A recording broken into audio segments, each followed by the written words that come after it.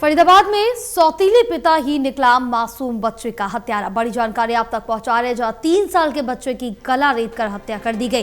पत्नी बार बार बच्चे से मिलने मायके जाती थी। पत्नी से नाराज पिता ने अपने 3 साल के बेटे की हत्या कर दी। पुलिस ने आरोपी को गिरफ्तार कर लिया। बड़ी जानकारी आप तक पहुंचा रहे, जहां आपको बताते चले कि ये बड़ी सनसनीखेज वारदात है, जिसमें फरीदाबाद में सौतीले पिता ही एक मासूम बच्चे का हत्यारा निकला है। 3 साल के बच्चे की गला रेतकर पिता ने हत्या कर दी। पत्नी बार बार बच्चे से मिलने मायके जाती थी।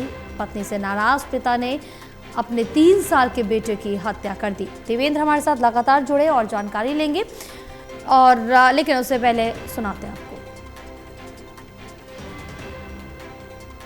हत्या कर दी है, बाकी मुकदमा दर्ज कर दिया, इन्वेस्टिगेशन कर रहे हैं। अभी तक कोई खास सबूत हाथ नहीं लगे हैं। जैसे कार्रवाई होगी आपको बताएंगे। और इसमें हमारी 4-5 टीमें डीसीपी एनआईटी के मार्गदर्शन में लगी हुई है। अभी कुछ नहीं कहा जा सकता जब तक इन्वेस्टिगेशन में कोई चीज़ नहीं आए।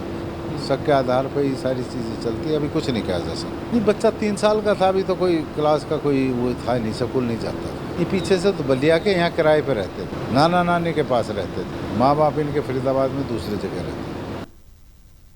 चलिए और जानकारी लेंगे। देवेंद्र हमारे साथ जुड़े हुए। देवेंद्र, क्या जानकारी मिल पा रही है इस पूरे मामले को लेकर, जहां दिल दहला देने वाला मामला, एक सौतीले पिता ने अपने ही मासूम बच्चे की हत्या कर दी है? देखिए जया, बहुत दर्दनाक घटना है ये। जैसा है कि सौतेला पिता था और जो बेटा था उसकी माँ उससे मिलने जाया करती थी।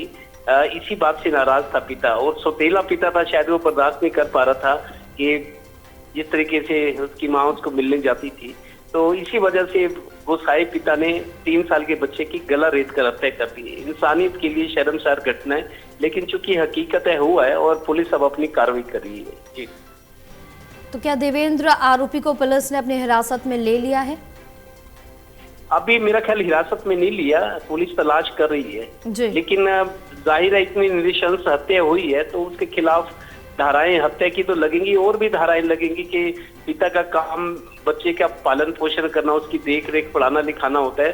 कई तरह की धाराएं लगेंगी और मर्डर का केस तो है ही सीधा सीधा। ये जी बिल्कुल देवेंद्र, तमाम जानकारी साझा करने के लिए बहुत शुक्रिया।